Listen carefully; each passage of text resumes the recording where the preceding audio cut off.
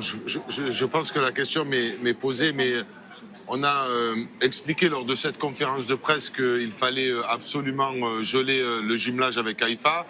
Le maire de Marseille nous explique que c'est une ville de paix. Or, dans cette ville, je le rappelle quand même, il y avait pratiquement plus de 90% de la population palestinienne qui a été chassée de cette ville, qu'il y a des usines dont 85% des drones qui sont donc apportés à l'armée génocidaire israélienne sont produits là-bas. Et donc nous appelons du coup à un gel du jumelage pour éviter de montrer un visage qui est un visage de soutien à travers le jumelage. L'argument qui est porté notamment par la mairie de Marseille est de dire que dans cette ville d'Haïfa, il y a régulièrement des manifestations anti-gouvernement israélien, anti-Benjamin Netanyahou. Qu'est-ce que vous en faites de ça ?